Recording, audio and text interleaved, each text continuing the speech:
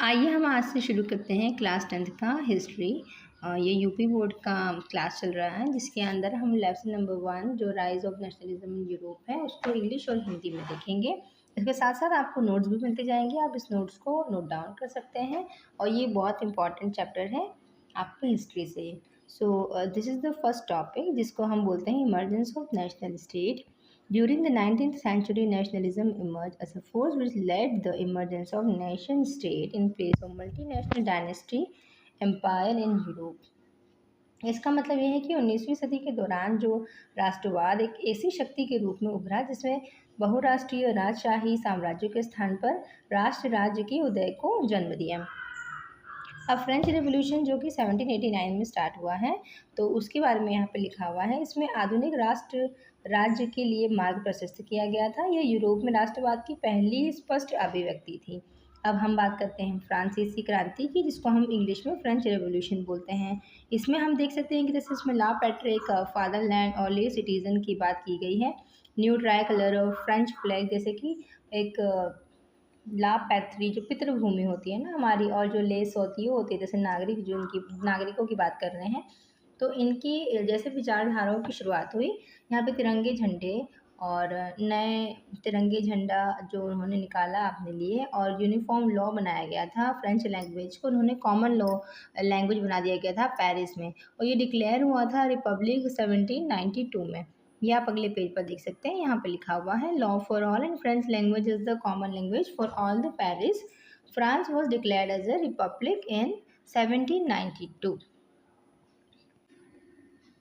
फिर हम आ जाते हैं हमारे नेपोलियन कोड के ऊपर जिसमें यहाँ पे लिखा हुआ है नेपोलियन ने डेमोक्रेसी को डिस्ट्रॉय किया था फ्रांस में। तो नेपोलियन ने फ्रांस में लोकतंत्र को नष्ट कर दिया था, लेकिन 1804 में नेपोलियन कोड की शुरुआत की गई थी।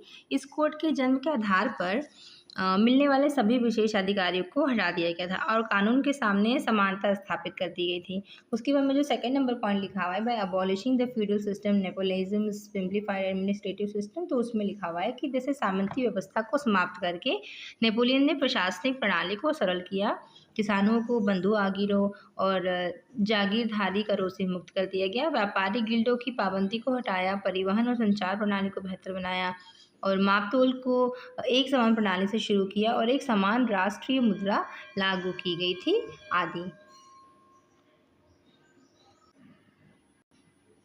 अब हम बात करेंगे इसके आगे जिसको बोलते हैं making of nationalism in Europe. अब 18th सेंचुरी की बात चल रही है। Germany, Italy, Switzerland, eastern and central Europe में ये जो भी कुछ हुआ है, जैसे 18वीं शताब्दी में जर्मनी, इटली, स्विट्जरलैंड, पूर्वी और मध्य यूरोप सभी राज्य या निरंकुश शासकों के अधीन थे। इन सब के पास कोई समान संस्कृति या सामूहिक पहचान नहीं थी। सामाजिक और राजनीतिक रूप से जमींदारों वर्ग पूरे महाद्वीप में प्रमुख था। औद्योगिकरण के बाद नए समाज वर्गों का उदय हुआ, जैसे कि श्रमिक वर्ग आए और मध्यम वर्ग आए और राष्ट्र की एकता का विचार शिक्षित उदार मध्यम वर्ग के भी लोकप्रिय हो गया। जैसे लिखा हुआ है कि जो आइडिया है नेशनल यूनिटी का वो पॉपुलर हुआ हमारे लिबरल मिडिल क्लास के अंदर, है ना। ठीक है, अब जैसे कि हमारा नेक्स्ट टॉपिक जो है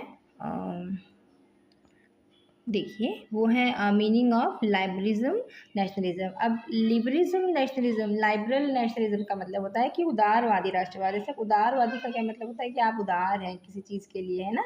तो जैसे इसमें लिखा हुआ है कि राष्ट्रीय एकता के विचार उदारवाद की विचारधारा से घनिष्ठ रूप से जुड़े हुए थे और उदारवाद का जो अर्थ होता है वो क्या होता है, व्यक्ति की स्वतंत्रता और कानून के समक्ष समानता।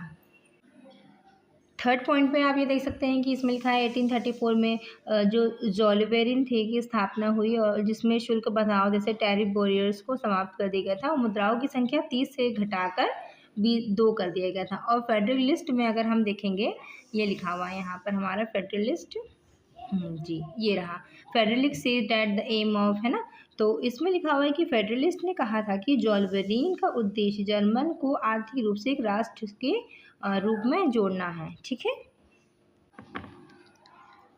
अब हमारा जो न्यू कंजर्वेशन है आफ्टर 1850, कंजर्वेशन का मतलब होता है रूढ़िवादी, है ना, ठीक है। तो after the defeat of Napoleon in 1850, तो 1815 में नेपोलियन के हार के बाद में जो यूरोपियन सरकार थी ना, वो रूढ़िवादियों की भावना से प्रेरित थी। रूढ़िवादियों का मानना था कि राजशाही, चर्च, सामाजिक पदानुक्रम, संपत्ति और परिवार की व्यवस्था को बनाए रखा जाना चाहिए, ठीक है। और अगले वाले पेज में देखेंगे कि जो यूरोपियन पावर है, जैसे कि ब्रिटेन, प्रुशिया, ऑस्ट्रिया, रूस जैसी यूरोपियन शक्तियों ने नेपोलियन को हराया और वियना की संधि, जो वियना की संधि थी ना, ट्रीटी ऑफ वियना पर 1850 में हस्ताक्षर किए गए। ऑस्ट्रिया के चांसलर जो थे ड्यूक मेटरनिक ने इस कांग्रेस की मेजबानी की थी और इस कांग्रेस का मुख्य उद्देश्य यूरोप में पुराने रूढ़िवादी शासन को बहाल करना था, जिसका विरोध उदार राष्ट्रवादियों ने किया था। अब अगले वाले जो हमारा टॉपिक है वो है एज ऑफ रेवोल्यूशन।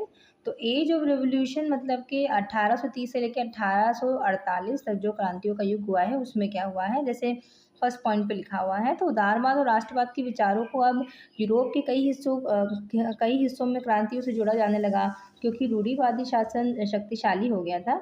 और पहली उथल पुथल जुलाई 1830 में फ्रांस में हुई थी। इससे ब्रुसेल्स में विद्रोह को जन्म दिया, जिससे बेल्जियम और नीदरलैंड के यूनाइटेड किंगडम से अलग हो गया। ग्रीस में स्वतंत्रता की लड़ाई 1821 में शुरू हुई थी और अंततः 1832 की कॉन्स्टेंटिनोपल की संधि के तहत ग्रीस को एक स्वतंत्र राष्ट्र के रूप में मान्यता मिली। अब इमर्जेंस ऑफ नेशनलिस्ट फीलिंग्स जो लिखा हुआ है, उसमें संस्कृति ने राष्ट्र की भावना को पैदा करने में एक महत्वपूर्ण भूमिका निभाई थी, रोमांटिक कलाकार और कवियों ने, ठीक है। अब ये अगला पेज है जिसमें हम पढ़ेंगे उसके आगे का। अब जो हमारे जोनस गोटफ्राइड थे ना, जर्मन दार्शनिक, फिशर ने दावा किया था कि जर्मन संस्कृति आम लोग, जैसे कि जो बोलचाल की भाषा बोलते हैं ना, तो के बीच खोजी जानी चाहिए। और Poland began to use language and music लिखा हुआ है, तो पोलैंड ने भी राष्ट्रीय प्रतिरोध के एक हथियार के रूप में भाषा और संगीत का उपयोग करना चालू कर दिया था। अब हम आ जाते हैं नेक्स्ट टॉपिक, जिसका नाम है hunger, hardship and popular revolt, जैसे कि भूख, कठिनाई और जन विद्रोह कहते हैं।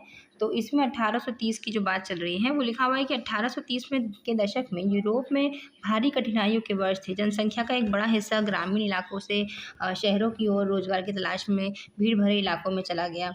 अब misery of the worker in the town were extreme, अब मजदूरों को पीड़ा बहुत अधिक हुई और 1848 में भोजन की कमी और व्यापक बेरोजगारी ने फ्रांसीसी जनता को राजा के खिलाफ विद्रोह करने के लिए मजबूर कर दिया था।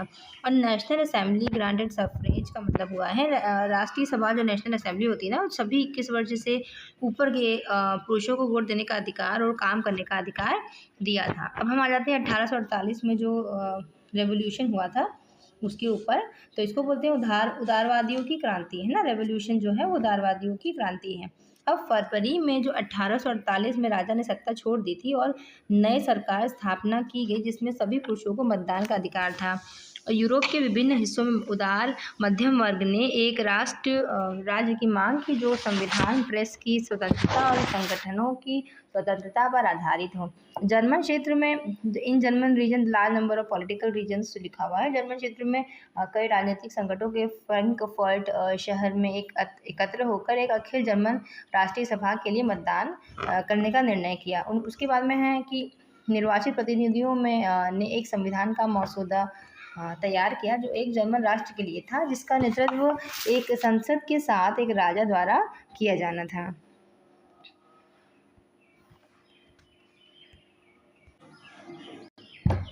Now this is all about the Frederick William four. Prussia जो है का राजा जो था, उसने ताज या क्राउन की पेशकशी की, लेकिन उसे अस्वीकार कर दिया गया और अन्य राजाओं के साथ मिलकर निर्वाचित सभा, जैसे इलेक्टेड असेंबली, का विरोध किया गया। अब महिलाओं के राजनीतिक अधिकारों का मुद्दा यहाँ पे उठकर आया। महिलाओं को राजनीतिक अधिकार देने का मुद्दा उदारवादी आंदोलन के भीतर एक विवादास्पद विषय था और महिलाओं ने अपने राजनीतिक संगठन बनाए, समाचार पत्र शुरू किए और राजनीतिक आंदोलनों में भाग लिया। अब 1848 में उदारवादी आंदोलनों को रूढ़िवादी मतलब कंजर्वेटिव द्वारा दबा दिया गया था और सर्फरडम और बॉन्डेड लेबर, जिसको बंधुआ मजदूरी कहा जाता था, तो वो हैंसबर्ग राज्यों और रूस ने समाप्त कर दिया था। हैंसबर्ग शासकों ने 1867 में हंगेरियनों को अधिक स्वायत्तता की प्रधानता की, जैसे कि ऑटोनॉमी की प्रदान की गई थी। और अगला वाला पेज है हमारा जो ऑस्ट्रिया हंगेरी वाला। तो ऑस्ट्रिया हंगरी का यह क्षेत्र जो हैब्सबर्ग साम्राज्य द्वारा शासित किया गया था। जर्मनी और इटली का एकीकरण देख लेते हैं, यूनिफिकेशन। जर्मनी का एकीकरण देख लेते हैं पहले। 1848 में जर्मनी के मध्य वर्ग ने जर्मन परिसंघ के विभिन्न क्षेत्रों को एक चुनाव आधारित संसद द्वारा शासित एक राष्ट्र राज्य में एकीकृत करने की कोशिश की। प्रशा के मुख्यमंत्री जो थे ऑटो वॉन बिस्मार्क इस प्रक्रिया के वास्तुकार थे। इन्होंने प्रशियन सेना और नौकरशाही की मदद से यह कार्य किया था। अब 1867 में ऑस्ट्रिया क्षेत्रों को जर्मन परिसंघ के बाहर कर दिया गया था। अब 18 जनवरी 1871 को सभा के एक नए जर्मन साम्राज्य की घोषणा की गई, जिसका नेतृत्व प्रशा के काइजर विलियम वन ने किया था। अब यूनिफिकेशन ऑफ इटली है जो हमको देखना है। इटली को डिवाइड किया गया था 7 स्टेट्स में, जैसे middle of the century, 19th century, वो सब लिखा हुआ है। उसके बाद में ये जो है गुस्से मजीन और गुस्से गरी बदली और कोड कैमिलियो डी कवर के बारे में सब कुछ जानकारी दी गई है। उसके बाद में ग्रोथ ऑफ हम ग्रेट ब्रिटेन पढ़ेंगे।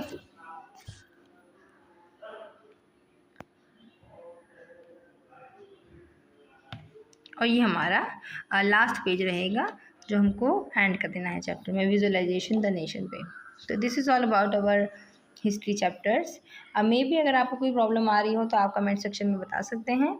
मैं अगले वाले वीडियो में इसको आंसर करने की कोशिश करूँगी। Okay then, thank you.